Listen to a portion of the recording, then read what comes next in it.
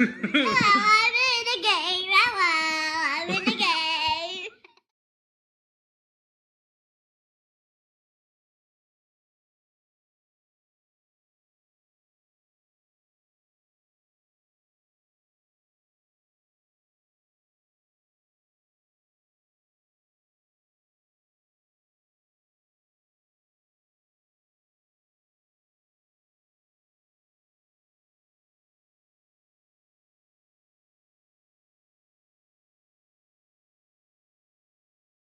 Hello, I'm in the video with my daddy.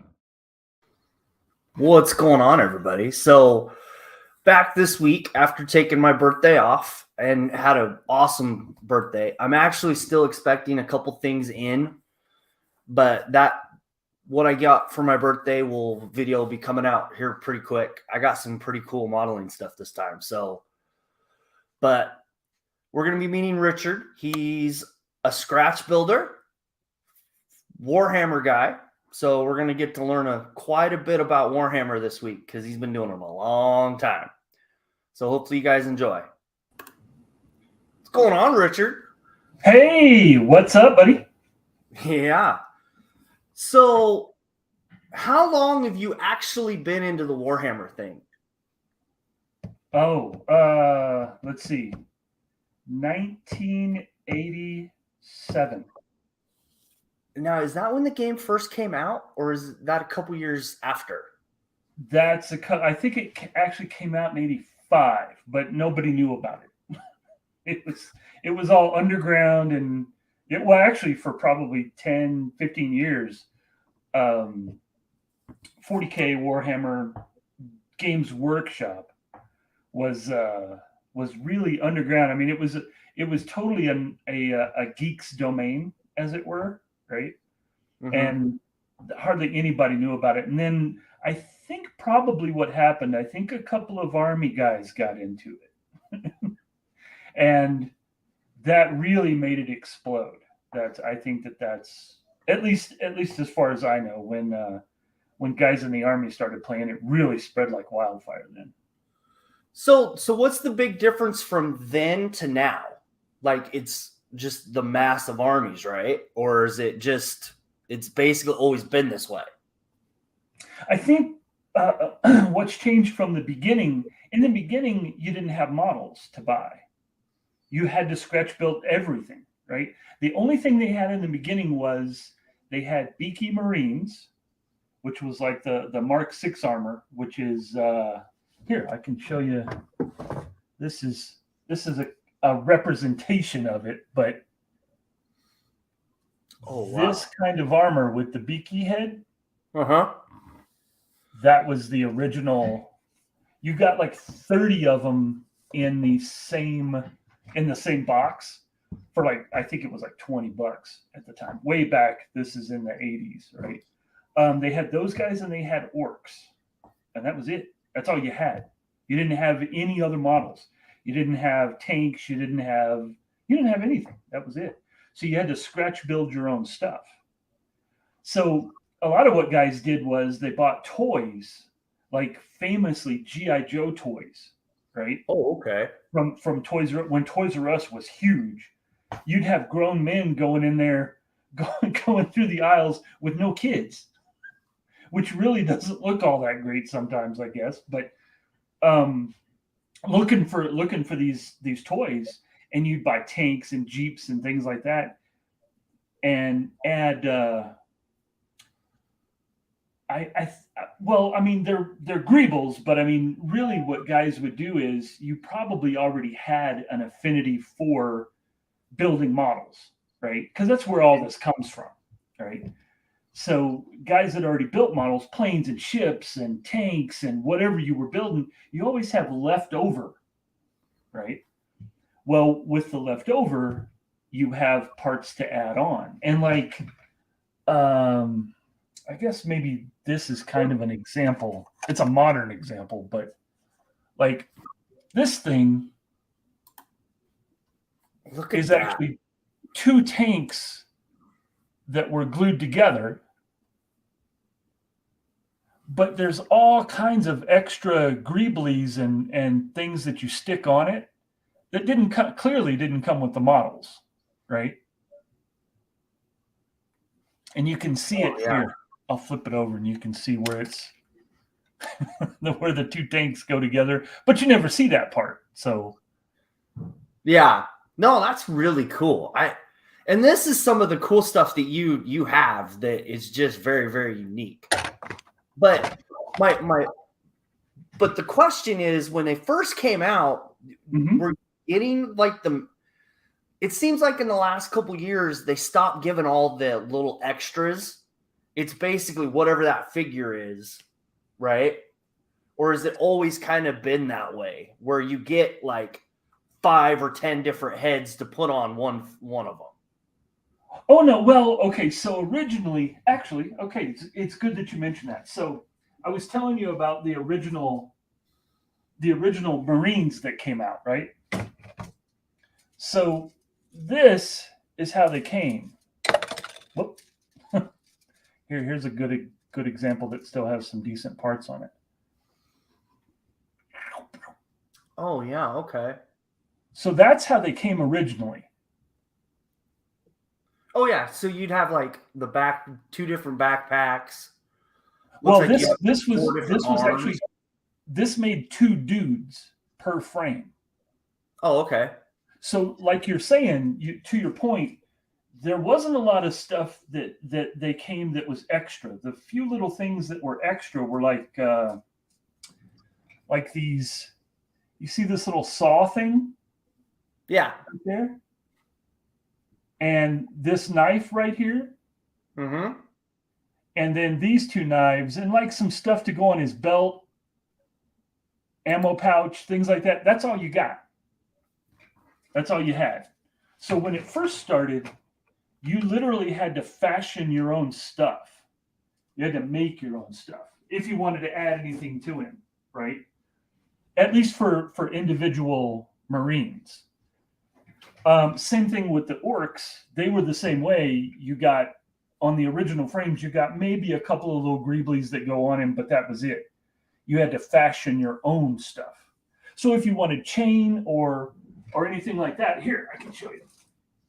So what we would do is we would go to like Hobby Lobby, places like that, and you can buy, I don't know if, will the camera pick it up? That's like chainmail, like necklace, right? Exactly. That's basically what this stuff is, right? And I've had this, I've probably had this for at least 20 years, right? Yeah. But if you wanted to add like a loop of chain onto the guy's gun or whatever, or onto a tank or whatever you're doing, this stuff goes a long way, because in scale, this is huge, right? Yeah. Right. But that's where you also get multiple sizes, right? So Okay. then there's this,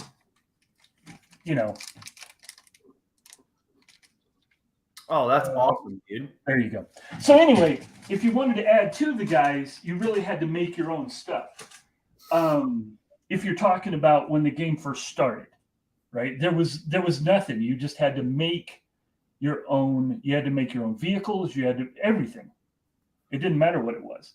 So like I say, people would buy toys and soup them up and make them into tanks and things like that to play in the game. And the game originally, there's this book. I spiral bound it a long time ago. So the original book, hold on. Give me 2 seconds, buddy. Hold on. Yeah, no problem, man. It's okay. So in the original book, you had, I don't know if I ever showed you guys this. You had rules, vehicle movement. You had rules to designing your own vehicles. Oh, really? Yeah. So in this game, when the game first came out, hold on. Oh, I didn't know that. That'd be cool. Then that, And that's kind of where you got into the whole scratch building side of this, right? Exactly. So there was a template that basically what you did. Well, basically what you did was you had everything is based on measurement in this game, right? So you had a tape measure, and what you would do is you would go by the center of the tape measure, and depending on the vehicle, it had a turn radius ratio that you had to actually move this in the game, and the vehicle would track that movement. Oh, look at that. It was complicated. They tried to make it as realistic as they could, right? Yeah. On a tabletop. But your vehicle actually could skid around while shooting other dudes. It was pretty crazy. Anyway, there were rules for making the vehicle, how many it could transport, all kinds of stuff, right? Mm-hmm. So all of that stuff ended up to a points total.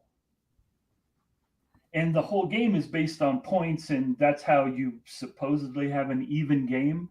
You have the same amount of points that somebody else does. And I'm sure people that have played the game, they know. But anyway, in the beginning, it was a free-for-all. I mean, you could make anything you wanted. It didn't matter. Nobody cared. Because, it was kind of underground. And there weren't sanctioned tournaments and all kinds of... Oh, no, that stuff came, 20 years later. 15 years later, at least. So when did it change to what we know now? Probably early 2000s, right? Yeah. I'd say probably 95 moving forward, it changed because Games Workshop started having the original guy that owned it didn't own it anymore. The guy that owned the IP that made the game, he didn't own it anymore. He sold it. So then this is opinion. Everybody has their own, right? I'm just going by where I was at the time and what we were doing. Well, Games Workshop started sucking up the IP, and they started really cracking down on forcing people to buy the right miniatures and to buy the tanks, because they started making all that stuff, and they started fluffing out all the other races, which were just like in the books. They were just a picture. Like the Necrons, they were just a picture in the book.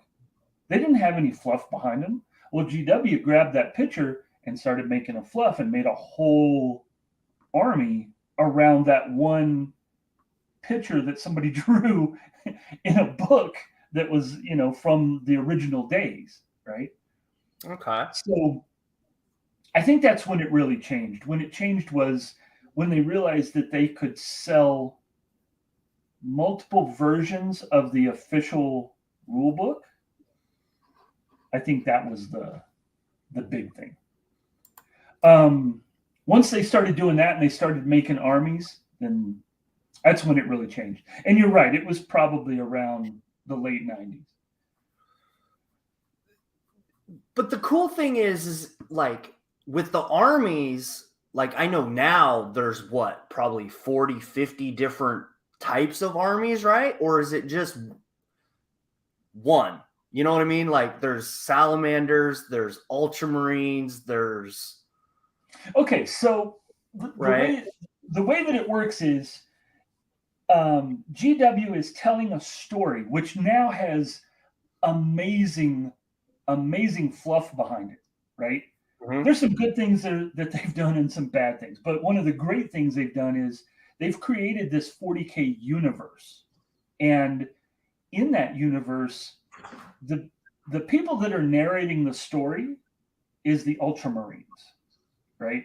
They are the favored army of the Emperor of Mankind, which there's a whole lot of history behind that. Is he a chaos god or not, or whatever? But the point is, the whole story is told from the Ultramarines' point of view.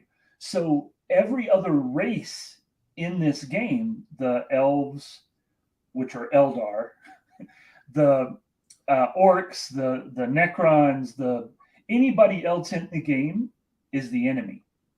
They're the bad guys, right? So they've created fluff around each one of these other armies in their own right, which is great. So if you're into brutish hack and slash, and if that's your thing, and a lot of guys are, you play, usually you end up playing the orcs, right? If you're into hit and run and Skyping and just coming in from the sides, you play the elves, because they're like, the Eldar are just like elves in any genre, right? Marines themselves have many different factions of Marines. They call them chapters, okay? But it's different flavors of the same Marine codex. So like when you have here, let me get rid of that. So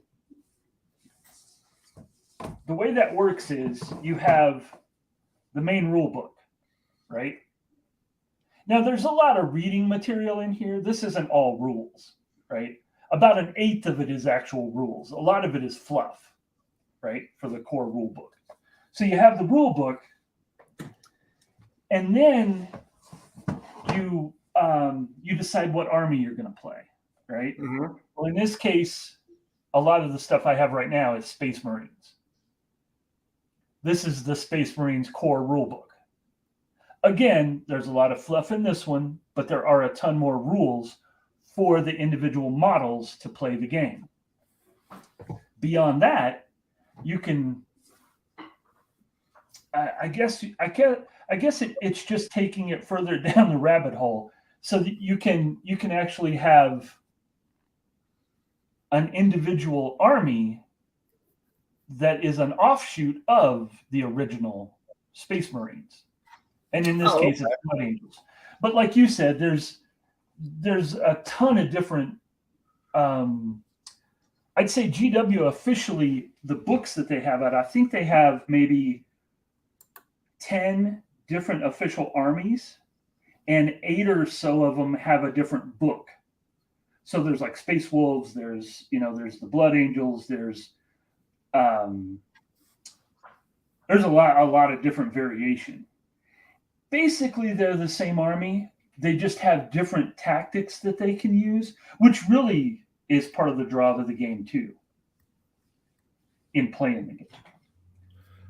Okay, so the rules have been changing over time also, but they change small things in each. Like we're on what, number 7, right? 7 or 8 the rule books or whatever this is the part that I don't know a lot about.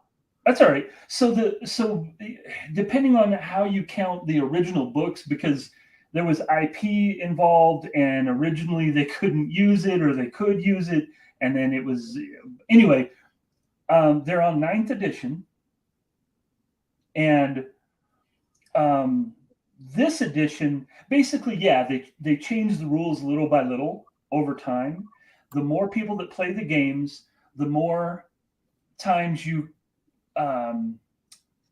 have discussions about whether or not a rule is fair in this particular instance. The thing is on a tabletop, you put all your models on the tabletop and you play on a area that is 4 foot by 6 foot. Okay. And you have terrain that you put down, and then you have to get around the terrain. This is a free form game. It's a little like having an open world game on a console or something, right? Or on your computer. In this case, you have dice that you roll that randomly determine an outcome, if that makes sense. So it makes every game a little bit different. You can play the same game 100 times and never come with the same result. Not exactly, right? So sometimes this army will win, sometimes that army will win. It all depends on how the dice are rolled. That's a lot of it. And a lot of that comes from D&D. I mean, depending on how far you go back, if you've played D&D, there's a lot of randomness in D&D because you have to roll to check perception and things like that. So this game is a little like that, so that they make it so the game isn't always static. It's not always exactly the same. Okay, so my next question is, with the rules, right? Mm-hmm. I've played the Age of Sigmar, the starter box set. Oh yeah. When you play, there's like you can start like 4 different types of missions. Is that same with Space Marines and all that too? Absolutely. I haven't played that side yet. Absolutely. It's the same thing. So Age of Sigmar and things like that, it is exactly the same thing. The same mechanics apply, right? So you can even roll for a random type of game that you play.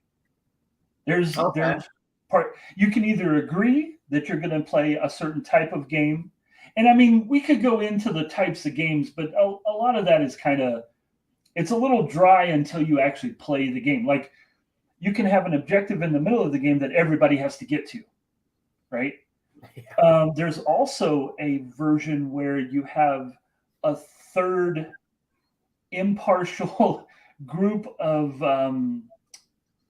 combatants that we played around October, like the entire month, and it was a zombie game. So you just had a horde of zombies that you were trying to cut down. That's all part of this game as well, right? Okay. So like you can play around Thanksgiving. There's a Tanksgiving where you play nothing but tanks on the board. No dudes, just tanks, and you're just blowing each other up. It's kind of fun.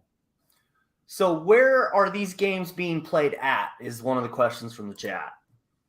It's mostly local game stores, right? I mean, you can do it in your house too with family, but right, exactly. And I know guys that meet at somebody's different house every other weekend, and they play at Joe's house this weekend, at Sam's house the next weekend. A lot of it is played in game stores, where if the game store has enough room, they have tables set up, and you can. Normally, it's always free. I mean, rarely do I find a place that charges in order to play. But you go into the game store and you play. Sometimes the game takes 3 or 4 hours, right? Yeah. It just depends on how familiar are you with the rules and all kinds of things like that. But yeah, you usually play in a game store. Now the upshot of that is usually that generates sales for the game store, which keeps the game store afloat, right? Because he's there to sell stuff. That's what the guy is there for, right? A lot of the game stores, the guy that originally owned it or still owns it has a passion for the games, right? So he's there to facilitate everybody playing, and it's kind of a yin-yang thing.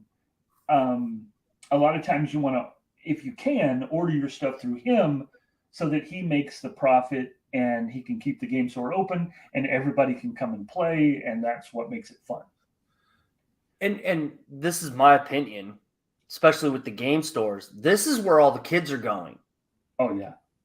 Because it has a couple of things. It has social aspect. Absolutely. They get to put stuff together. Yep. Put stuff, make it their own. Yep. It's such a cool, and like the background picture on behind us. Mm-hmm. That's how many different colors you can paint all these. And each one is a different chapter. Yep. So you can have there's so many options that you have with this. And I think that's why kids like it. Yeah, you can basically paint these things any color you want.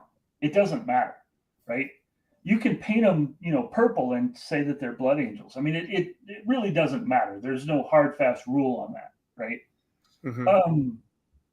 And a lot of people do that. In fact, that's how a lot of those, looking at that background, that's how a lot of those came to be, is back in the day, people painted because there were no, there weren't a ton of different chapters. You just painted whatever you wanted, right? What's your favorite color? Oh, my favorite color is yellow. Well, they made up a whole chapter just on the yellow paint scheme, right? Because that's part of the modeling aspect. And just like you're saying, that absolutely allows kids to get into it too. Because in order to play and have fun with your friends, you don't have to be a professional. I am nowhere near a professional, especially at painting. Oh my God, right? I'm lucky if I get a base color so the whole army is the same color sometimes. Just saying, right? So that's a preference to play, is at least you have them all the same color.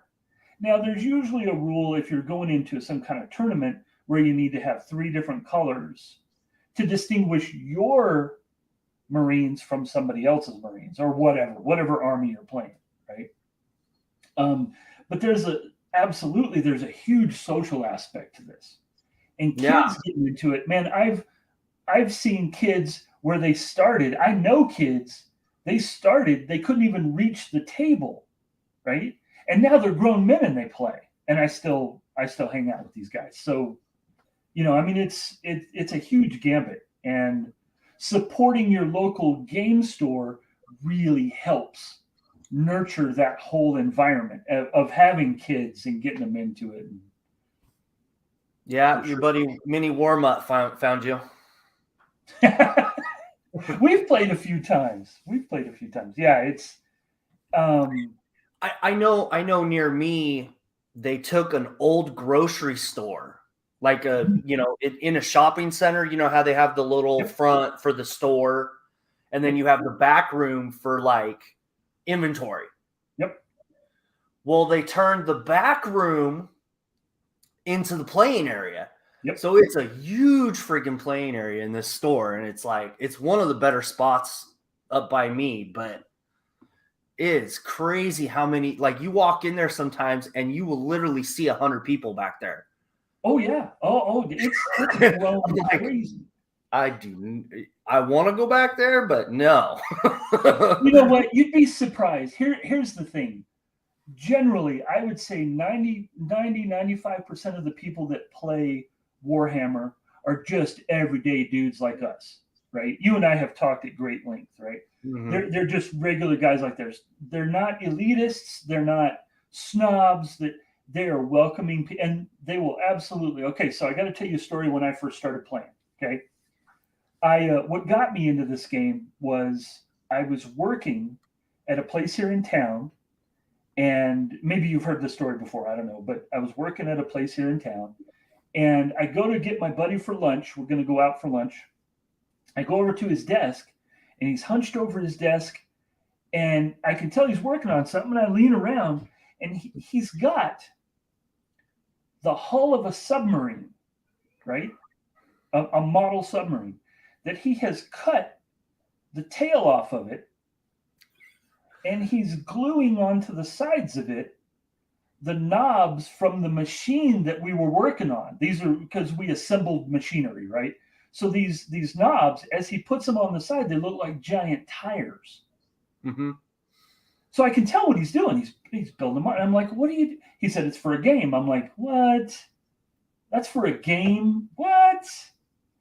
So he starts telling me about this. We go to lunch, and he's telling me about this whole thing. Well, there was a place here in town, the game store. It was called Perry's Place. Right? Mm-hmm. It's long gone by now, but Perry was a pretty cool dude. So the guy invites me. He said, okay, Saturday, I want you to come over with me and try playing this game. So we go to the Perry's Place, and we walk in just like you're talking about. I walk in, and I think it was probably a small grocery store originally, right?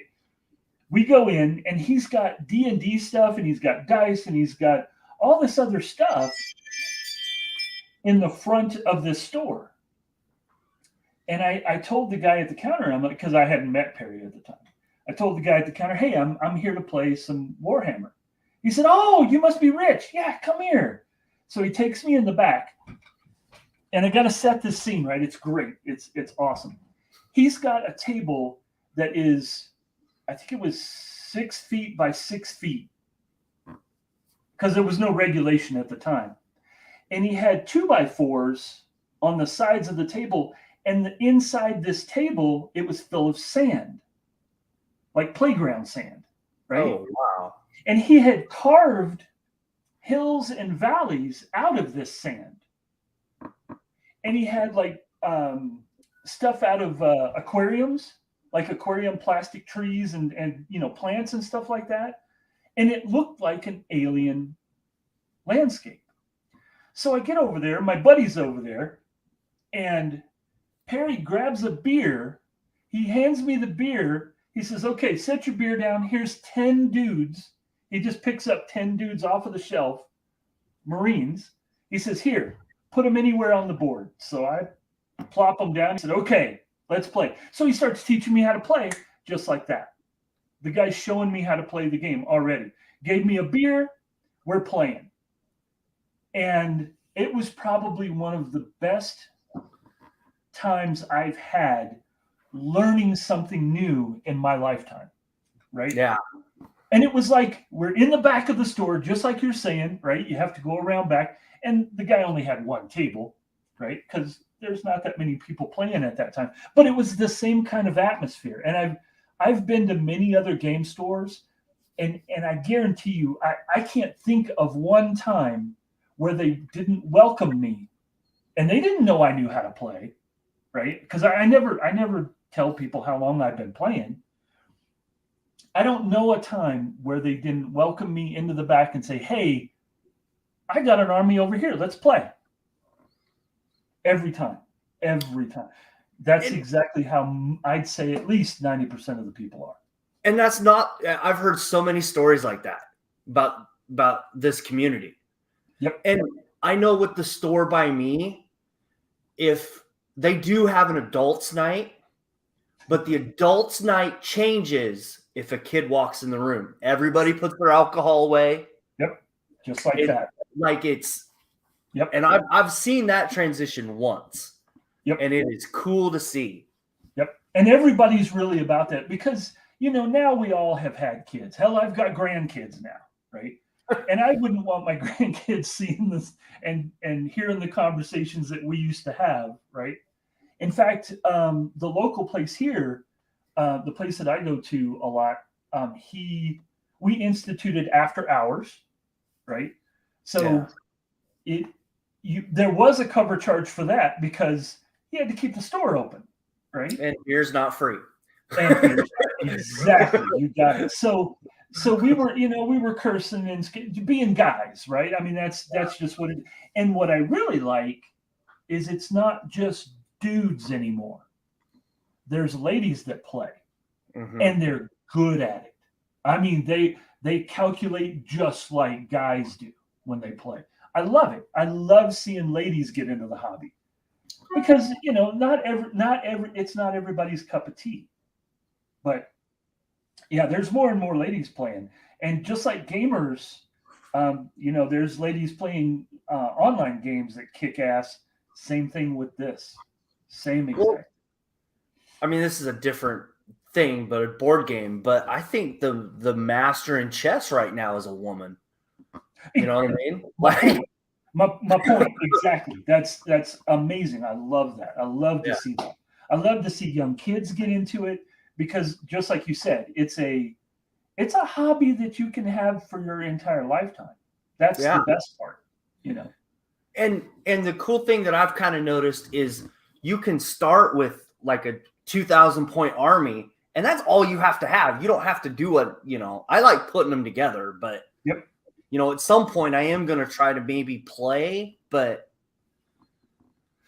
who knows? You should. You absolutely should. You should try playing because that really takes the game to the hobby to a whole nother level, right? Yeah. Because there's the painting, there's the building, and they're great models. The technology that is out there now for model molding it's insane. It's just crazy. But if you take those models and you take them somewhere and you do something with them, that just takes it to a whole nother level. That's for sure. Yeah. Yeah, and that's why I kind of like the Warhammer stuff. Then there's different factions. Like it's not just Warhammer, but there's like hordes. There's what is it? War Machine, I think, is another Oh, one. there's tons and tons of stuff. And, I mean, this opened up all kinds of games. There's, before this, before Warhammer came out, really, one of the biggest things that older men played, and I don't know any young men that ever played, was like Napoleonic recreations of wars, right? Where your little tin soldiers were literally like this big. They've been doing this for decades and decades. I mean, back into the 1800s, guys have been doing this same kind of thing. So this isn't new, But yeah, like you're saying, there's so many different kinds of games you can play. Giant robots fighting each other and cars. There's a Car Wars game where you're going around a track and trying to knock your buddy off the track. Great genres, tons of them. Oh yeah. That new what is it, Speedsters or whatever? Yep. Yeah, that game does look interesting. There's all kinds of things to stick your money into. I'm just saying. Yeah. No, I know with me, it's going to be one of those things that probably me and my son both do. Yep. That's probably where it's going to take off for me because he's only 9 now, but Oh, he's just getting into the right age. He's just, yeah, I know. Just before they discover girls or boys, whichever, right? That just before they discover the opposite sex, that's the best time to get them into the game because they can still pay attention. Once a guy has discovered girls, you get out of the game for a while, but then you come back into it. That's the way this game has been. So let's go into some of the tools and stuff that you have, because you do a lot of scratch building, and we're going to show some of the stuff. I mean, you already showed the tank, but there's other stuff that you've put together that's really cool too. But yeah, so you don't have to have fancy tools. The tools don't have to cost a lot of money. That's for sure, right? Yeah. Basically, you're putting together styrene. That's the biggest. I'd say because it's model building, right? Mm-hmm. Most of the stuff that the games producers put out, they're not made on 3D printers, so you don't have to worry about having super glue and things like that. You don't have to have all that. All you need is styrene glue. And the question is, do I have any handy? Because I'm still unpacking, but I don't think I have a bottle of styrene glue. So it started out, you had, just like with building models, you had glue in a tube, right? Mm-hmm. Yeah. And it's the same styrene glue. It doesn't matter what kind you're using. All of these models, all of this stuff is made out of styrene, right? Yeah. So it all goes together just like you're building a model. You have sprue. Here. You have sprue that it comes on, right? Whether it's dudes or whether it's the tanks or the planes or whatever it is, doesn't matter. It all builds just like a regular model builds, right?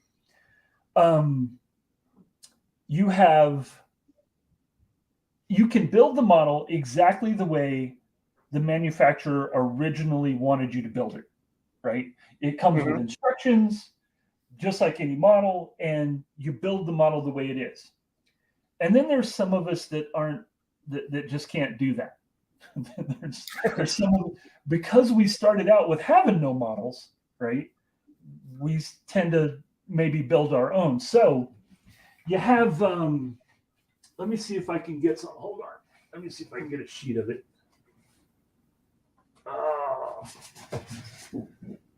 Yeah, so you've got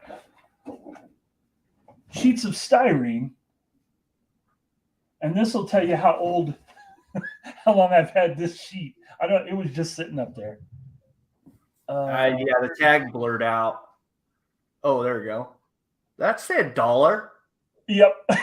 Oh my gosh, man. Now this is super thin, which is why this doesn't really get used all that much. And I don't even know what this was in with a whole bunch of paperwork that I had. But basically, this is a styrene sheet, right? And it's thin so that you can really mold it into doing different things.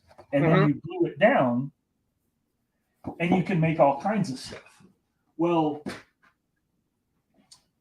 and I've got, I mean, you don't have to build this way, right? Yeah. But like this one here, I'll show you. This is some of the stuff that you can make out of that styrene, right? Let me see if I can get it to. It might be too bright. The whites, but yeah, it's washing it out. But you can kind of see some of the there we go. You can see some of the detail there, right? So the guns are extra guns from stuff I've built. Mm-hmm. The track is off of a Tamiya tank. I can't remember what. I think it was a Tiger or something. I can't remember what tank it was. But like these engine pieces, they're extra from building tons of models. But all of the other stuff, like this cupola up here, all of this stuff is styrene. And it's just glued together with regular model glue. So is it super glue, or is it like the Adam Savage stuff that weld on number 3 stuff? There's a billion different kind of glues out there, right? I use, and I wish I had found it before we got on. I use here it is. Hold on. I got it right here. Hang on. I got a lot of stuff that I still got to unpack. There you go. Yeah. So Gilbert, the genius he is, he turned me on to this stuff. Oh, yeah. And it's not all that expensive, but this is fancy model glue. That's what I call it. See how liquid it is? Mm-hmm. Right? Yeah. That to me, I wish Hobby Lobby would still sell that stuff. Right. So, right. And that's where I got this with Hobby Lobby. But this stuff is super thin. It has a little applicator, and you can put a line on 2 pieces of styrene that you'll never see again. Right? So you don't have big globs of glue and blah, blah, blah. But that's not what you need to start the hobby, right? The regular hobby glue that you buy in the tube, you can use that. Yeah. And of course, like, for instance, these are the cheapest needle nose. I just got these from the hardware store. They were, I think maybe the whole pack of them was $12, right? Multiple sizes, right? I having different cutters, flush cutters. Yeah. Cheap, super cheap. These I swear these were less than $5, right? And I've had them forever. Having a set of flush cut dikes. See how rusty they are? I mean,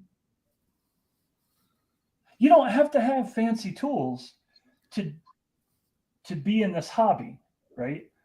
You just have to, all you have to do is have an imagination and be able to build models. And I can't, you know what? You can't tell me that a guy, when he finishes a car model, he doesn't sit there in his mind and go, yeah, we all do it. You know, it's not that we all don't do it, right? But simple tools. This just uses, that's all this is just it's a saw. And you can get them at the hardware store for next to nothing, right? Now, it doesn't mean that I don't have expensive tools. So the place I go to is like $15-$16, something like that. Yep. How well do those work is my question. You know, if you know anything about how patents go and intellectual property, these guys had somebody else make them for them, right? Citadel did. Probably, I would say a Chinese company. These work okay. But to me, they don't work any better than these do. And these were super cheap, right? Yeah. Now, if you want a finer cut, when you flush cut with cutters, this is probably besides an X-Acto knife, a number 11 X-Acto knife, and you can get a cheap one. Mm-hmm. The important part is blades. Just like anything else you're doing, right? If you're cutting something, you want to have a really sharp blade, right? So I have, right? I got all kinds of different pliers and manipulators. You can collect those over time, but having a number 11 X-Acto with super sharp blades, and I apologize, I don't know where my X-Actos are. They're in this bucket somewhere. Well, and that's one of those little objects that you can get at Walmart, Target, they're anywhere. Anywhere. You can get an 11 X-Acto literally anywhere. Here you go. Here's a super cheap one, right? Yeah. Super cheap. But I have about a bajillion brand new number 11 blades, and I get those off of Amazon or whatever, right? Having a brand new blade keeps you from getting cut. That's the number one tip I would give anybody. Number 11, and get brand new blades. If it even pretends to look dull, get another blade put on.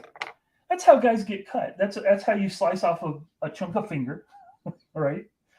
Well, yeah, because it like digs out and it gets dull, and then you've got no control. And once you've got no control, once the edge on that thing curls, and you can see it under an electron microscope, right?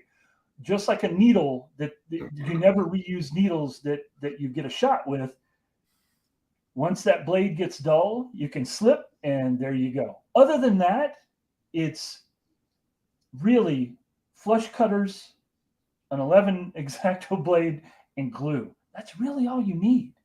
And you can put together any model. It's exactly the same. So I know you have a unique take on paint. I've known that for a long time. Explain, like, you could go the Red Dragon route and buy $10,000 worth of paint, right? Yeah, I don't have your version of how to do this, right? Right. Well, okay. So, and I'm not saying Gil has spent $10,000 on paint either, but it's just a comparison. So Gilbert and a lot of guys that are in the hobby, especially guys that are on our webpage, they are professionals at painting, right? Oh, they can paint things. they can paint things amazingly. Yeah. Right. If you're going, okay, so you can kind of think of it like this, right? If you're going to put the model into a case and take it to a game store, you don't want to put a $10,000 paint job on it, right? Because you're going to be afraid that you're going to chip it, you're going to ruin it, somebody's going to spill soda on it, something's going to happen. Accidents happen. Fall down and hit the floor. Exactly. Drop it, whatever, right? So when I'm painting, I have a little different take on it. And it's really just something I developed over years. Is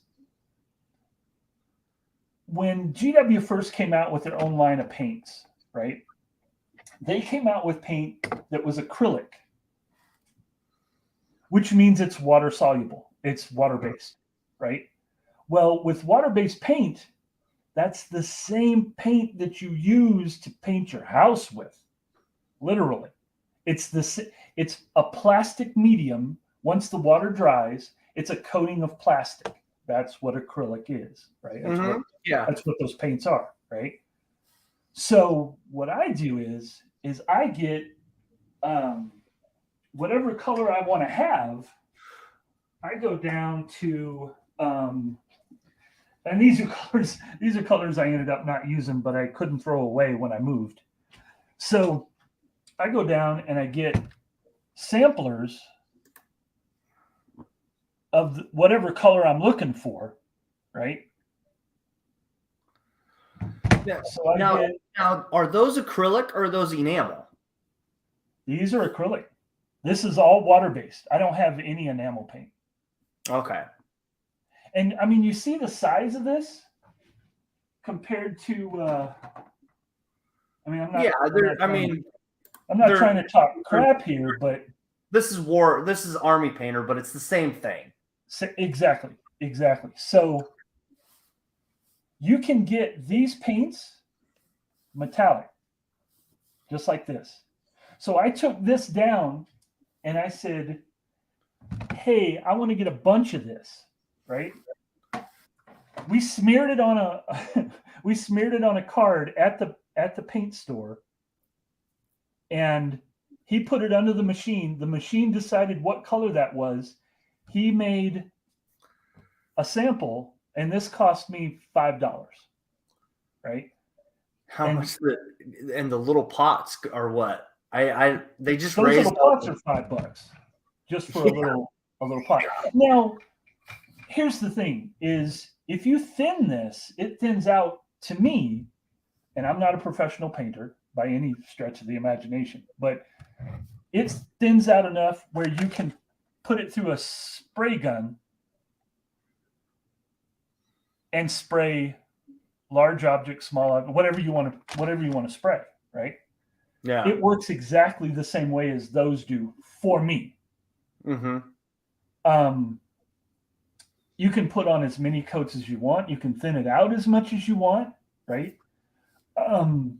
Sometimes you get more pigment in some of the little jars. It carries more pigment in it. I just put on another thin coat, and it does exactly the same for me, right? So when I'm painting, like Gil here, I'll show you. This is pretty cool. Gil painted this guy. Oh yeah, I remember that. And I was at his house one day and I stole it. He don't know it's gone, so I hope this isn't live. I hope he's not on here. He was earlier, but he'll watch this back. So Gil painted that, and he can do some amazing things with the shaders and the stuff that he does. But generally, I'm looking for some. Hang on, I got some models that I painted not too long ago. Hang on, I don't know what I did with them. I think I packed them all back away. I think all my models that I painted. And the cool thing is it's a unique take. I would have never thought it, like when you first said that a couple years ago when you were not moving every other year. Right. I was like, he's right. That would work. You know? Yeah. So this guy is in process of painting, right? Oh yeah. It's hard to show with the cameras the way they are right now. But the purple, and that's house paint? That's house paint. That's all it is. In fact, the paint on his bolter is house paint. Just a different form of that. It's right. Metallic house paint. They make that now. You can get a whole jar of it for $5. So that's how I paint. And you can put infinite amount of detail into a paint job. You really can. Mm-hmm. It can go further and further. In fact, I've got washes. I want to know how you're making those. I want you to explain that one, because those are really close to the original color, right? Right. So how I do it is I have inks, and they're just the Bombay ink colors, right? Okay. And they make them in all kinds. I mean, you can get all kinds of colors with the Bombay inks. So I have a formula, and I'll get it for you. I don't have it up at my fingertips right now, but you use flow control. Wait, what? That's flow. Where did you get that? So you get this at an art supply, right? So basically what this does is this turns paint into, it makes water wetter, which makes paint thinner, if that makes sense. So it's basically just a flow aid, right? It's flow aid. Yes, it's flow aid, right? So you also have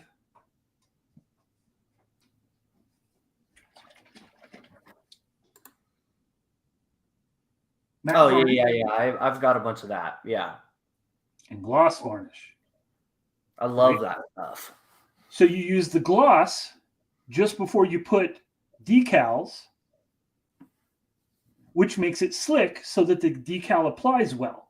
Mm-hmm. And then you hit it with matte so that your army dude is not super shiny and he's the first one to get shot. That's an important feature. Right. That's an important feature, right? You don't want super shiny armor. Come on. But this is super simple to make because all it is water. It's the flow control and some matte varnish. Okay. Right? And then the ink. That's all it is. And it's super, I don't know if you can tell. See how it's foaming up? Mm-hmm. It's super thin. No, I mean you can hear it in there. That's the thing that you can make any color you want. And just with the inks. Yeah, someone said the Dowler Rowie ink too. And that would work the same way, yeah. Whatever your favorite ink is, I don't think that matters. I've tried all kinds of different ones and it's always ended up the same way. Yeah. And I can't remember the guy's name. He was on a forum, and that's what I was talking about earlier. He was on a forum and it was on Daka, and he started bottling his own washes because wash was so expensive. Right? Yeah. From GW and all these other places. It was super expensive. Well, he had a formula, and one of the places sued him, as I remember. One of the places sued the guy. So he said, okay, screw you. I'm giving everybody the formula. And it's still out there. It's still out there. And I've used it for probably 20 years now. That's how I do my, if I want to put rust on something, or if I need an ink or something like that, I just mix up my own. And honestly, the formula you can't go wrong with, because you mix it to how you like to paint, right? Yeah. I like things to be super dirty because if you're in war, it's not clean, I don't think. Or I've never been to war, but the pictures that I've seen, it's never clean, right? Yeah. So I like to dirty up the models where they're really, really, really. When I first started, I painted everything shiny and clean, and it was like it just rolled off the assembly line, right? And there's nothing wrong with that. If that's the way you like to paint, go for it, right? I put a lot of grit into it when I paint stuff, and again, I'm not a professional painter. I just paint to tabletop quality, which is enough where I know that my model is not your model, right? Yeah. Because when they're on the table and they get close to each other, if they're all painted the same, how do you know? right? Yeah. So I do a lot of modification, like this guy. That's Oh, yeah. that's 3 different models put together. No, that's really cool. Yeah, like some of, and we're gonna kind of go into your scratch building stuff that you've done, but like you that and the bottom half's not even a GW thing, right? That's a dust, right? This one is a GW thing. Oh, okay. Yeah, this is all GW parts. But I do have models that were from dust. As a matter of fact, yes. Somewhere. I mean, it, like I said, you've got that one. I mean, this guy's pretty cool. And that's the cool thing. Well, that tournament style, you really can't use that, but it depends on the tournament. It totally depends on the tournament, right? So, an official GW sanctioned that you could win money. I think they give away prizes and crap, right? Anything that's monetarily given, they have hard, fast rules on. But if you're just having a tournament at your local shop, if they're just having a tournament, they don't care. Yeah. Especially if you bought the crap there, right? Whatever it is, if you bought it there, they're all about it, right? And a lot of them don't even care if you bought it at other places. It doesn't matter. You're in there and you're in there to play and you're helping the community and all of those kinds of things, right? As long as whatever vehicle it is or dude or whatever, as long as you say, hey, this guy represents this, and you don't change it during the game, that's the important part, right? It is what it is until the end of the game. That's all people care about, really, honestly. So yeah, let's start showing some of the stuff that you've gotten, because you have a very unique army, especially some of the stuff that you have there. You've had Gil paint, Mr. Red Dragon. Oh yeah, so he painted a couple of things for me. I consider it that I stole them from him because it should have cost way more, but I caught him on a weekday. Okay, so come on. That's the trick, right? You gotta catch him on a weekday when he hadn't had anything to eat yet. So the army that I'm working on right now is Blood Angels, right? So I've got a bunch of dudes and a whole bunch of stuff still to build, but this thing I built a while ago, it is not an official model in the game. Yeah, because that's scratch built. A bunch of that is scratch built, right? The entire center part, besides the dudes and the guns, the whole center part is all scratch built. All of this, right? I added a bunch of stuff onto it as well, and I widened the tank so it's big and wide and imposing, right? All of the little greeblies are just extra stuff that I had from building other things. All of this stuff is magnetic. It all comes off, right? Oh, awesome. So you can swap it out for other weapons, like the little dudes, they come off, right? And a lot of that is for transport too, so that it doesn't get jacked up. But yeah, Gil painted this one super detailed. Yeah, he does such a good job with those. It's crazy. Oh, he does. He does an amazing job. And I have one that got broke in the move, but I can show you if I don't drop it again. So this thing is completely scratch built. I mean, 90% of it's scratch built.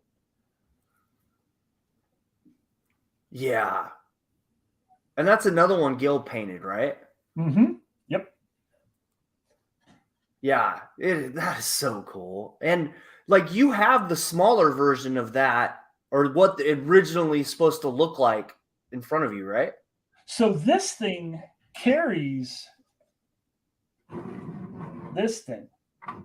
If you don't have all the guns on it, this thing actually fits underneath here inside. That's so cool. So basically, this is the carrier for the big tank, right? And these are centerpieces to the army, right? Which is why he painted them up really sweet for me. They look amazing. But yeah, so there are other ones. In fact, I think I have this turned around wrong. There we go. So this is a regular GW model. I just magnetized everything on it. So like the wings come off and all that. It comes off the base. And that's actually what the size it's supposed to be. The other one's completely like scaled up a little bit, right? Oh yeah, it's like twice the size. Yeah. Yeah. Yep. And this is just a transport. I mean, it has guns, but it's a transport in the game, basically. You can drop off guys out of it and all that kind of good garbage. But I have several of these. The base on this thing, it is magnetic. So the base, this is some of the stuff. It's white, so it's hard to get this white light. It's hard to get it. There we go. So those little things sticking out of it, those are crystals, right? Oh, okay. And these bases I made. Oh, okay. I manufacture these by the tons. Wow, that's cool. Now, is you making that out of plastic or is that wood? This is resin. Oh, resin. Okay. Okay. Yeah, all the little dudes. Hold on. Let me grab a box of dudes. Hold on. Here we go. So in this same army, there are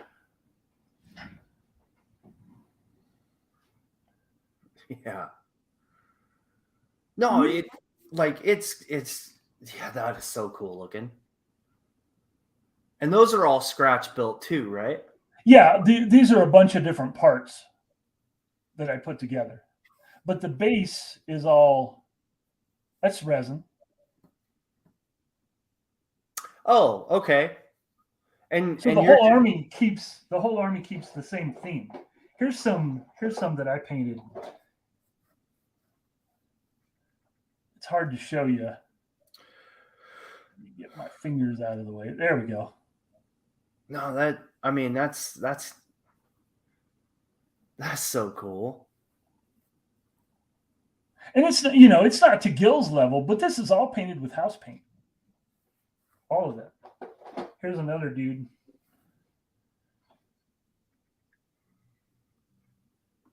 Oh, that's an Age of Sigmar, right?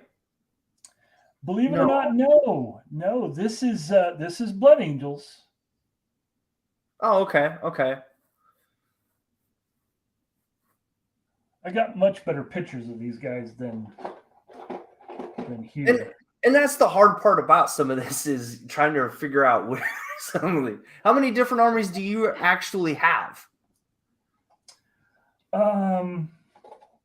Anymore, I have 6 different armies. Oh, okay. I've sold a lot of them. Or given them away. A lot of times, when guys are first getting into it, I'll give a guy like 20 dudes and, so he can start his army and play and all that kind of stuff. So yeah, these guys are pretty cool. Here, I'll show you these guys. So this is some of the stuff you can do with them. Oh, the jetpack ones that you do. Yeah. Those are he's not really, he's a Terminator. He's not supposed to have a jetpack, but I think he looks cool like that. Yeah. He's got a hammer and a storm shield and extra armor on his shins. I don't care either way. I don't want him to hit me with that thing. He's pretty vicious. And then so some of them are, I have like a bajillion beaky heads because I collected them for I don't know how long, right? Okay, is that an orc? Or no. That's the original. Okay. Yep, that's the original beaky head. I just haven't painted them back. I stripped them all, and I just need to paint them back. No, that's cool. So if you were gonna start over, how would you buy some of your armies? Well, used to,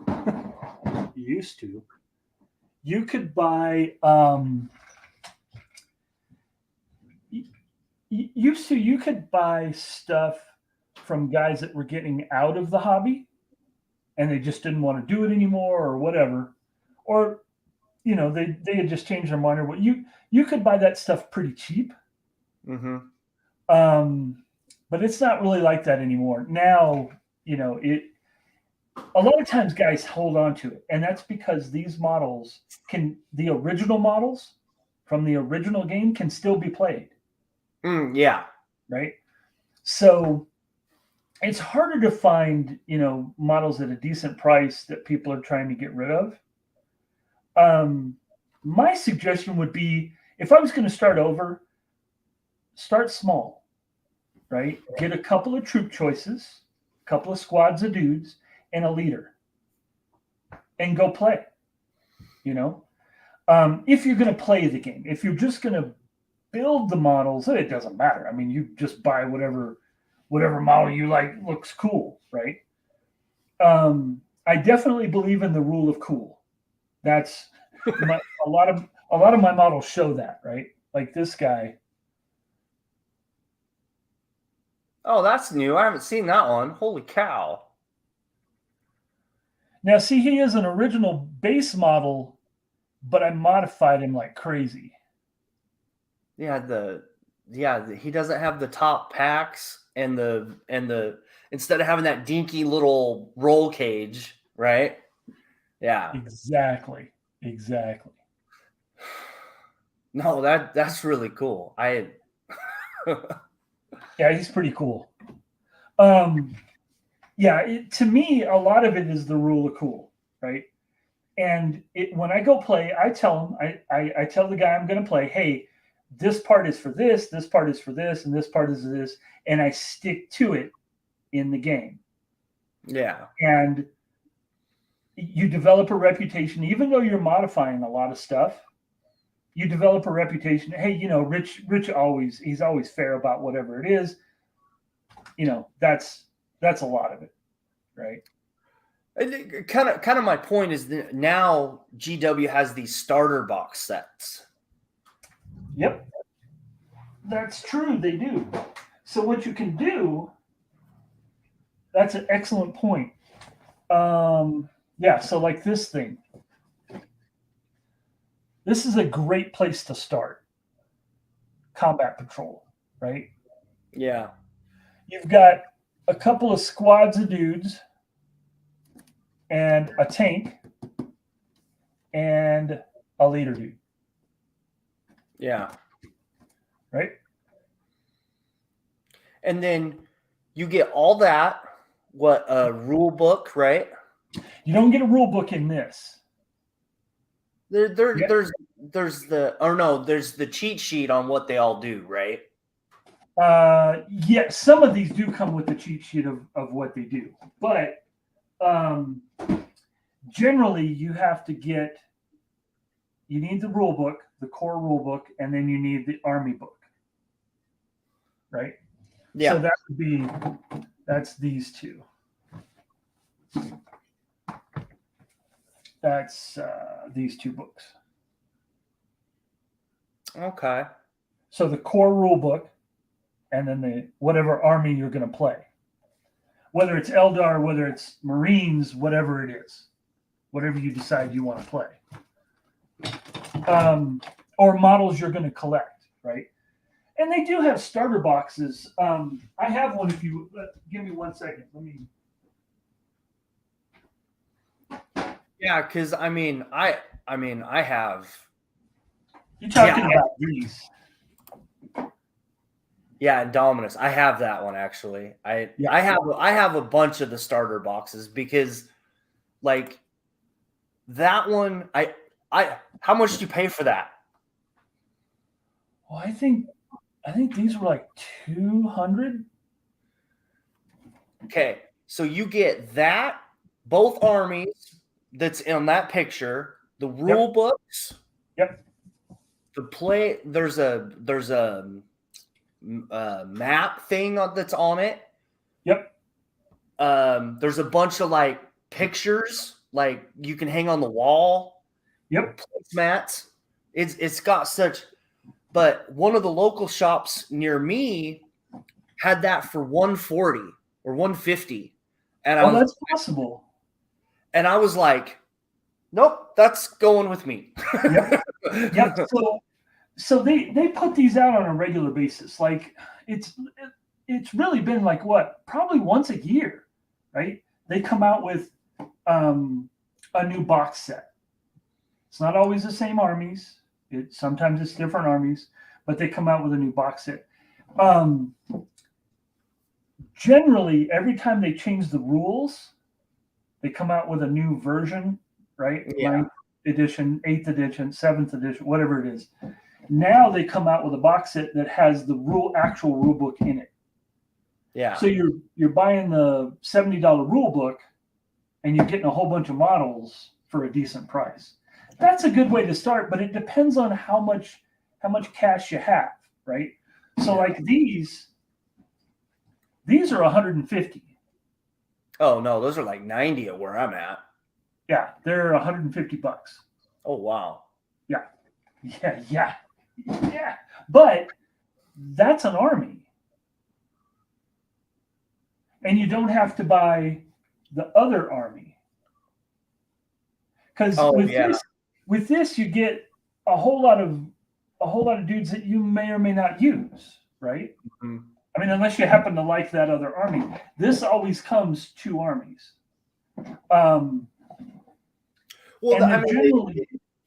They do have these box sets too. Check this out. They have these too, where you can buy just one army too. So that is exactly almost this. Yeah. It's just in a different form, but yeah, that's exactly what that's for. Yeah. Now this is combat patrol or whatever, but when you break it out, you really do get basically, you get like a vehicle, you get a leader dude and a couple of squads of guys. Really, even in that one, and they change the form over time, but it always ends up being something like that. That's a great way to get into the hobby without having to spend a ton of money. Well, and you get, like, if you priced out like the squad, the tank, you'd be at like $300-400. Exactly. And you get that for like 160. Exactly. Or so. Exactly. And I think, and I haven't looked lately, but I thought at one point GW put the core rules, not the whole rule book, but the core rules to play the game. I think they're free. I think you download them from GW's website. I'm almost positive. Oh, I'll have to look into that. I think you can get the core rules. Now, it's not the core rules for an army or anything like that, because they still want you to buy the army book. And these are like $30. I mean, they're not crazy expensive. This is all of the rules you need for each of the individual pieces.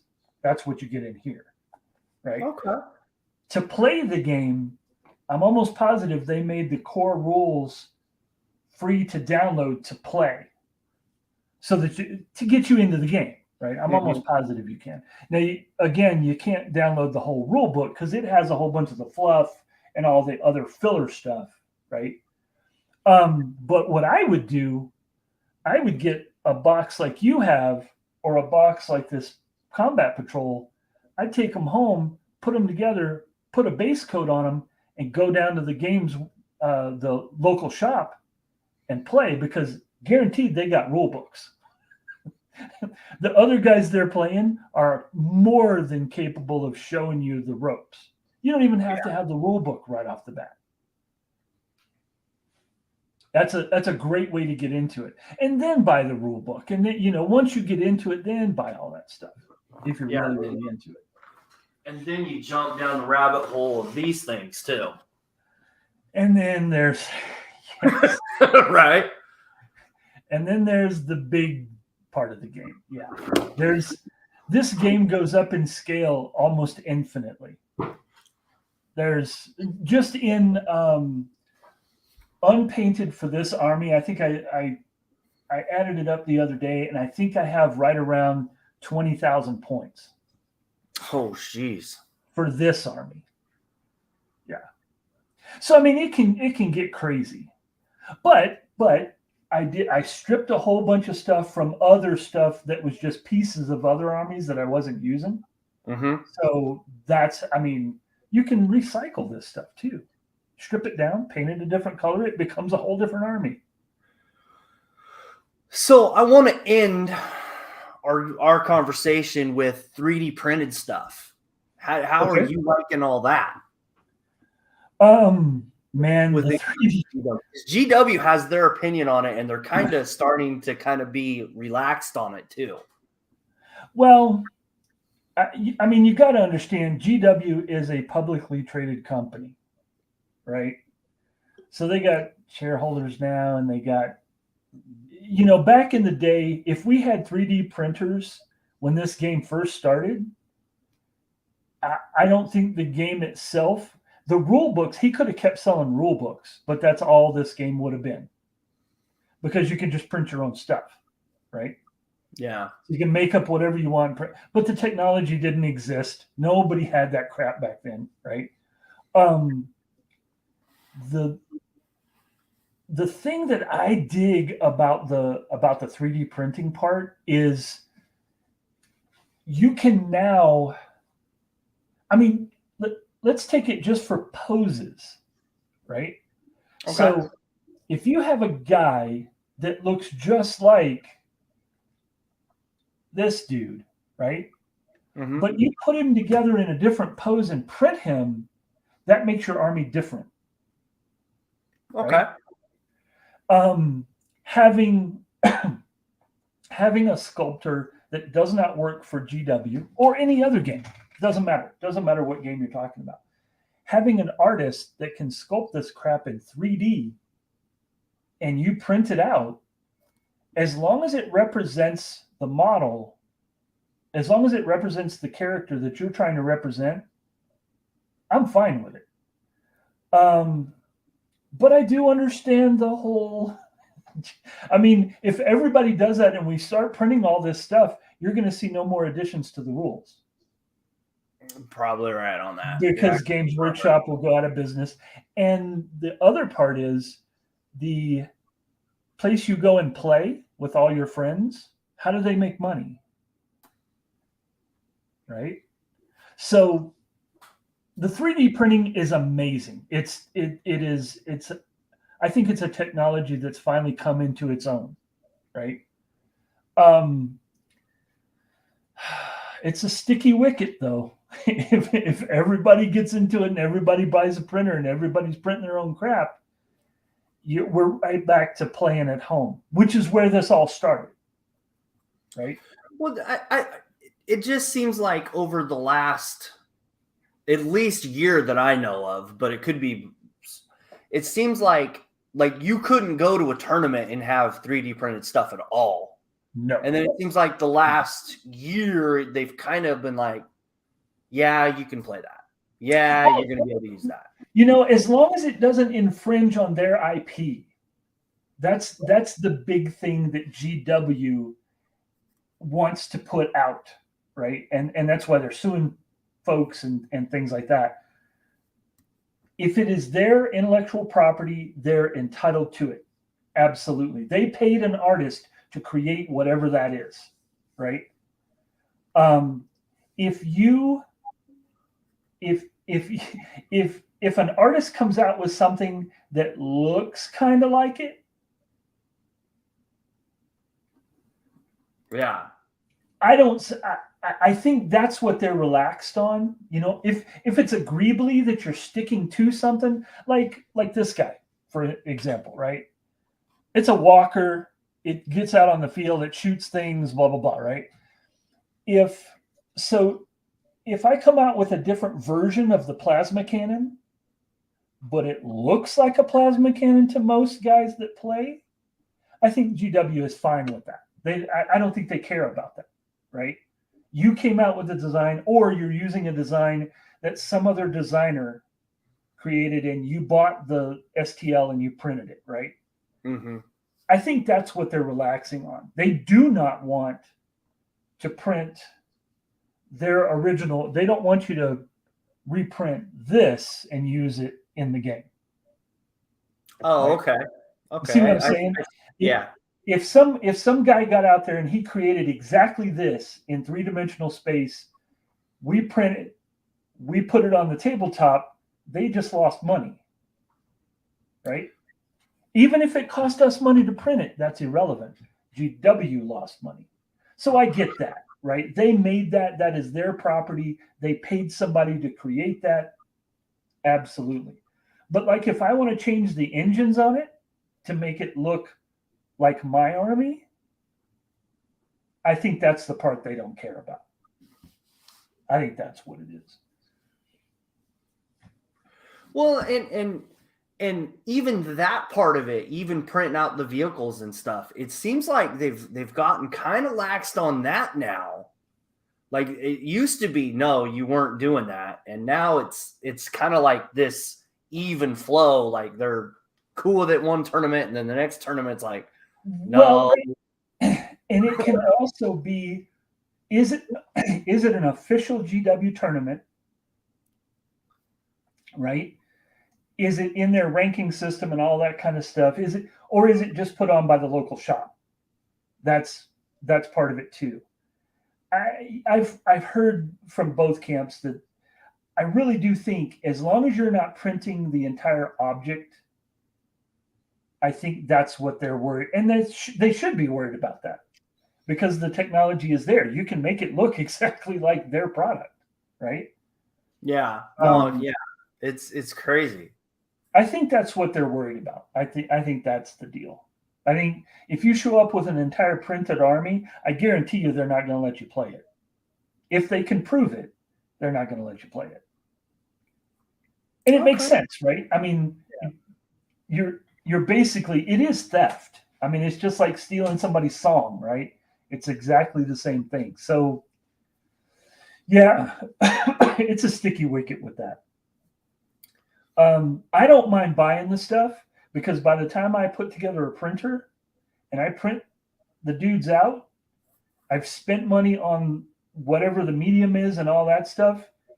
I've got 3/4 of the cost of the damn model anyway. See what I'm saying, right?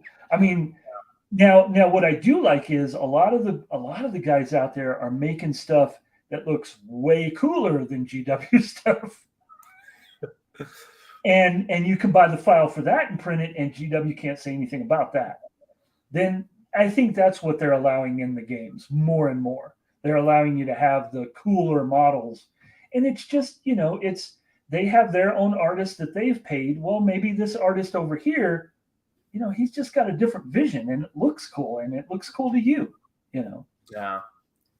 What do you think of the Todd McFarlane figures? Oh, the 40K stuff? 7-inch Space Marines or whatever. I have several. I have several of those. I really like those. That scale really brings out the detail that you don't get at a tiny scale. Clearly, right? I think they're freaking cool as hell, and I know they're paying GW. They are, right? Well, yeah, I mean, I mean, yeah, it even has Games Workshop logos on it. I mean, when they sell them. Yeah, I like those. They're made out of a weird material, though, right? I've not had one yet. I want one, but I haven't. Hold on. Hold on. I'll show you. They are much bigger. Yeah, and it. I mean, it's. Oh, you have one painted. Okay. So that's. I'm a big dude. I'm 6'4". I got big hands, right? But do I have a ruler hanging around down? I mean, I don't think I have a ruler hanging around. But anyway, they are way bigger. Here, let's put them next to. So this is. Yeah, like they're way bigger. Now, I heard this. I don't know if it's true, but if you have an army of those, you're going to be able to play those at Adepticon next year. I don't know if it's true. Yeah, I've heard that they're coming out with a different scale for the game. And honestly, the scale has changed for GW over time. Mm-hmm. Right? I mean, Marines used to be this tall. Well, then now they're gone to this tall, and now they're getting a little bit bigger, right? Because of detail, right? You can put much more detail into the bigger figures. Same as that guy, right? There have been several games out there, actually, over the years that played toys at this scale. That guys had come out with. And if GW comes out with their own rules for that scale, I think it'll be pretty sweet. How I understand it, they're using the core rule book for that. I think I only watched a couple videos of the tournaments and stuff, and they were talking about it in one of the things that next year those are going to be allowed. But the other guy has to have the same size army, though. That's the key thing. And how do you get a tank in the game? Well, so the one with the spider legs, right? Uh-huh. But it's the dreadnought with the actual legs. Yep. McFarlane is going to be releasing that next month or the month after? Yeah. That thing is badass. And it's huge. It's like this tall. I mean, it's huge. And it's not $40 either, like that one was. Right. Now, see, I would convert that into this scale. I would take that thing and convert it to this scale like it's a Titan. Yeah. That's what I would do. Right? That's my plan anyway when they come out with it. And that's probably going to be about $120. I mean, it's going to be expensive. As long as everybody's playing at the same scale, it should work. The only problem is your table's going to be huge. Now, if you've got squad on squad and they just met each other around the corner, that's basically what the game's going to be on a 4x6 table. I mean, those guys are huge. No, so I'm not sure how they're going to work that 4x6. I don't think it'll be a 4x6. I think it'll be like an 8x12 probably. You know what I mean? Like they'll have to. We did that. So we used to do that before GW made 4x6 a thing, right? Yeah. Anybody had their own table. You could play on the kitchen table, on the coffee table, right? Nobody cared. Well, we did big boards. The only problem with having a big board, unless you're a giant dude like me, how do you reach into the middle of the board? Right? We discovered that it's not like we're geniuses or something, right? And we discovered something. No, but we played on big boards, and then we're like, well, how do you get to the middle of the board? You got to reach over everything, terrain and everything to get to. So that's why GW came up with the 4x6 rule. That's 2 foot in, and then 2 foot from the ends, you can still reach everything on the table. So, I mean, I suppose you could play it long ways if you had an 8x4, right? If you started at each end and you march toward the middle with your dudes at that scale, that might work. Oh, okay. But because you'd be far enough apart where ranged weapons would really be a thing, right? I mean, if you think about it, they're going to have a grenade template, and that grenade template's probably a trash can lid. I have no idea what you're talking about, but I get it. Okay, so hold on. The game used to have templates. So they cut this out because people weren't buying enough of these. It was a money thing, but this was a really cool part of the game. So like this template was for a flamer, right? So so when your dude's marching across the board or whatever, you put the flamer against, and then you could rotate this to get on top of as many dudes as you could to try and kill them. So this was the area of effect. Well, that would be the same thing with this guy, only it would shoot out to, I don't know, here. 3 times the size, yeah. Right. It'd be freaking huge. So GW got rid of this stuff, I firmly believe, because people weren't buying enough of them. They were making their own templates. And they're like, yeah, no, we might as well just not even do this. It's not worth it. So they took them out of the game because they got mad. People were making their own, and they just took their football and went home, I think. But yeah, for the longest time, you had templates that you had to lay down for weapons in the game. And that determined whether or not your guy got hit with whatever it was or whatever. So we'll have to see. I would be interested in playing that game for sure. I'm kind of curious to see how long it's going to be, because I think a tank's going to be coming down the line. I would assume that's going to. I don't think they're going to go bigger than that though, because you're talking about like a $400 piece. So a regular Rhino, right? The basic transport in the game. Where are all my rhinos? I don't know what I did with them. They're in a box out. They're in a box out there. But a rhino is basically this big. This is something I scratch built a while ago, right? So a rhino is basically this big. Okay. Compared to a Marine. Yeah. Right? So now scale it to that. that rhino's going to be like, I don't know, that big, because 10 dudes fit inside this. Yeah, I know. Right? Yeah. So 10 of these, that's huge. Now I'm all about buying it. Don't think I'm not, or building it, right? I would happily build one if they make it so you can use it in the game. And I have a squad of these guys, by the way. I have no doubt. Yeah. The rest of them are just the gray plastic, but yeah, that would be interesting. I would play that game for sure. Oh yeah, for sure. Well, unfortunately, we could sit here and talk about this all day. Sorry. And it's not a negative. It's not a negative, right? Sorry. Like, we could sit here and talk about this game all day. True that. But we've been an hour and 40 minutes already.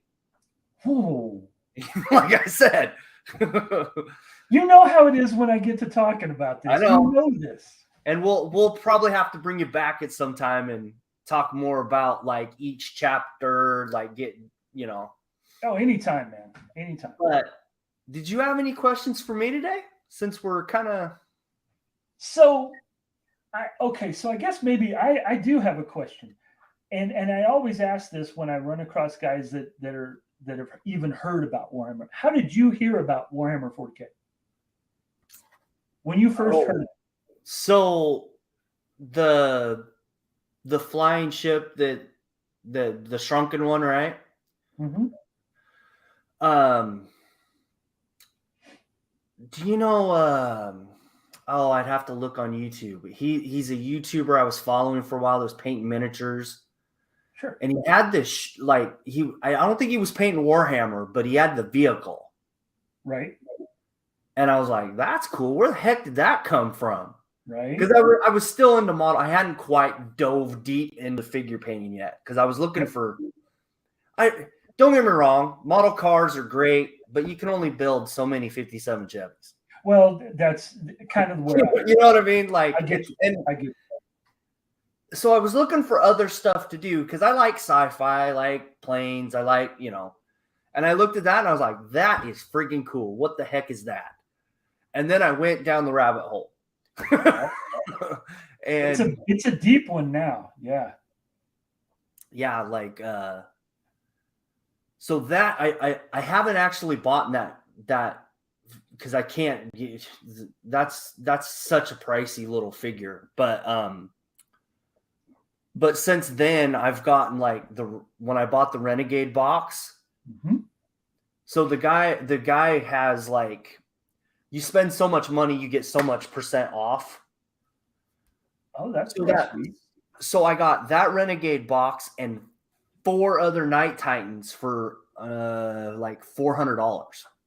Oh, you stole them. Like I said, that's a good price.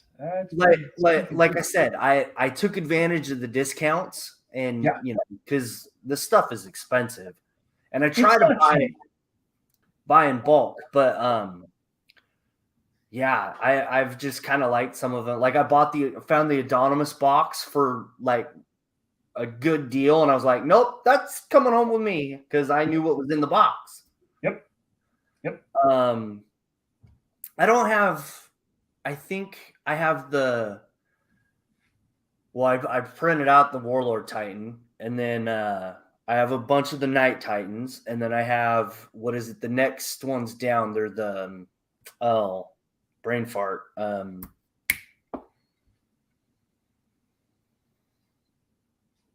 Warhound? No, not the Warhound. The one under the Night Titan. It's the. Oh, the Knights themselves. The little ones? No, they're the Bane blade thing. I'll think of it as soon as we go offline. That's how it always is. Yeah. But I got the box set for that because I wanted those, because I wanted the the shrink down. Like I'm going to be printing out the Warhound here next. Yes. So the Warhound, interesting. The Warhound was the first model that GW actually had of a Titan besides the Reaver. The Warhound. Oh, okay. Yep. That makes sense. And it was made by Armor Cast years ago, and it was made out of resin, blah, blah, blah, whatever. So you're going to be printing a Warhound. I can't wait to see that. Yeah, I mean, you've seen pictures of the Warlord Titan. Yes. So I've got to finish the legs, get the base done for that. Because what I want to do is put like the Warlord Titan on one end and then the Warhound in front of him. Yep. And then put like a Night Titan beside the Warhound. Yep. And maybe have one of the speeders, the little kind of going in between the Night Titan's legs. Because I've got him actually walking now. That would be sweet. And that is all gonna be on the same base. Oh, that's a lot of stuff. So I might have to actually like put 2 pieces of cardboard or plywood together so I know it'll hold. Oh, for sure. Yeah. I mean, it is PLA, but I mean, after a time, it's gonna get. Once you get and you start adding greeblies, and then you put terrain on it, and then you start paint and glue, and Yeah, so that's kind of how it just something new that I was like, that was cool, and kind of got sucked into it. It's the rule of cool, man. That is the biggest part of this hobby. The rule of cool. Does it look cool? That's the thing, and that brings a lot of people into it. Mm-hmm. Yeah. No, it's so true. Yeah, I wanna paint an actual art. Like I don't just do one complete army. I like paint these figures red, those ones blue, this one black, and I can't. There's just nothing wrong with that. There's no, you know what? Lots of folks do that. They dabble until they find what they like. That's how I ended up with all the crap I have, man. It's just upscaled exactly what you're doing. That's it. That's all it is. yeah. You give it another 20 years of collecting shit, and that's what you'll have. Yeah. That's what it'll be. And then I started doing the figures and stuff. Those figures that you do are amazing. I do okay with it. I'm getting better with the seam lines and stuff, but I think they look great. I think this chrome for Cyborg is like game or Green Stuff World Chrome, the airbrush stuff. Yep. And sometimes I wish I wouldn't have clear coated him because it was super chrome. Like Yep. I was chrome is one of those things you can't put anything on top of if you want it to be chrome, right? If you put anything on top of chrome, it becomes something else for sure. Well, I mean, even like you look at it at a distance, you can still tell it's chrome.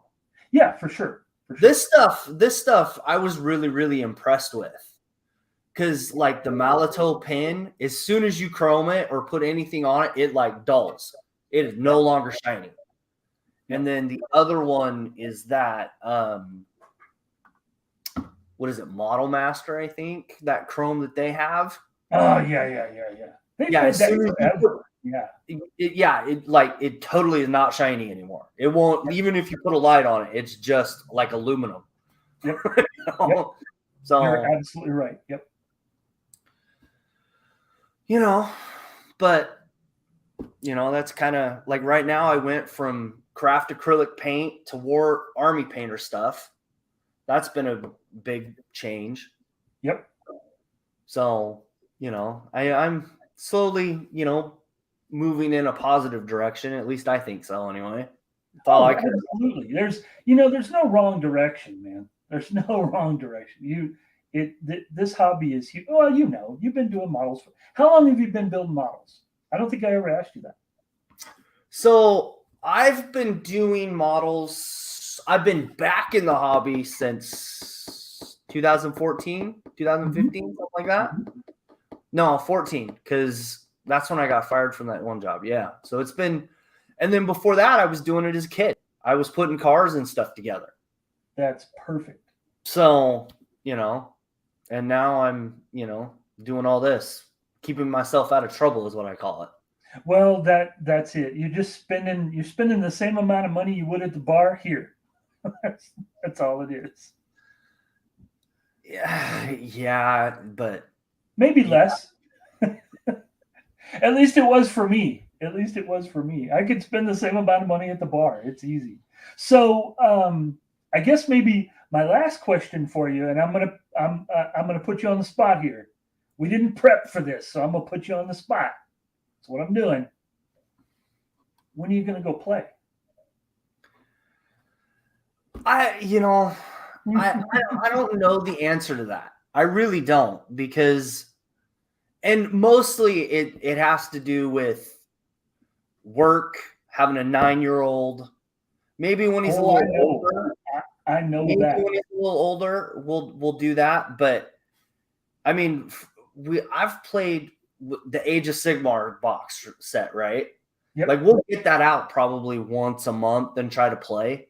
Yeah. I have no idea if we're even playing it right. Can't tell you, but we're having fun with it, and that's more than I could ever ask for. So I am only a phone call away, my friend.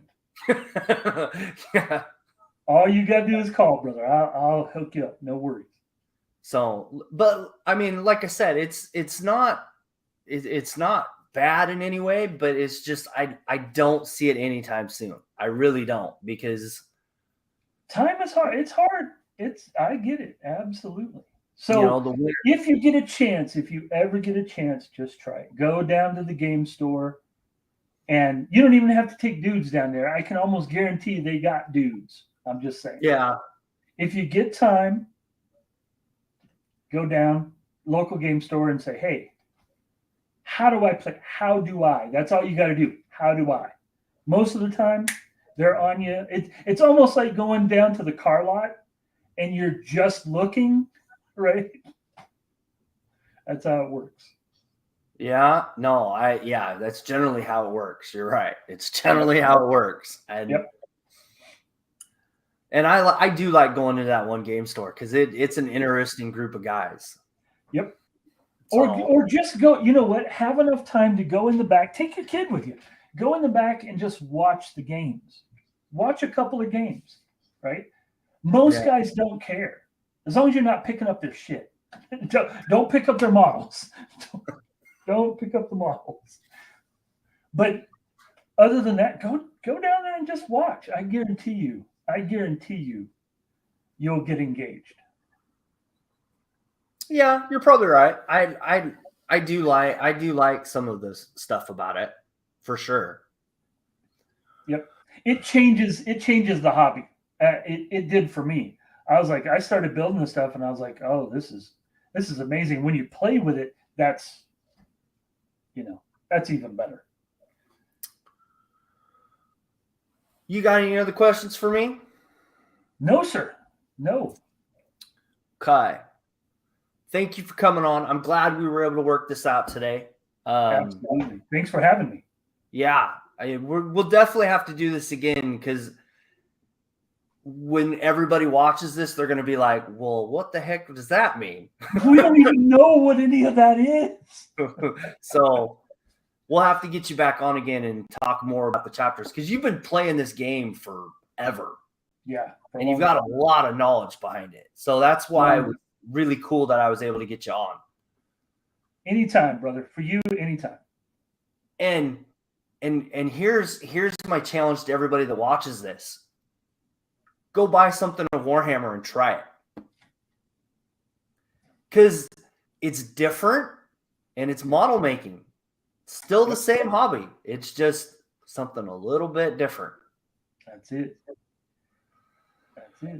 But I will talk to you in a couple minutes offline. I'm going to end this and I will see you in a minute, okay? Cool, buddy. All right, everybody. So that was Richard. We talked about Warhammer this week. I am sure a lot of people learned as much as I did today. Hopefully y'all enjoyed it, and I will see you guys next week. At the moment, I'm not sure who's on. I want to say it's Blue Street Customs, I think, or it's Mark. I'm not really sure at the moment. I don't have my calendar in front of me, so. But I will see you guys next week. Bye.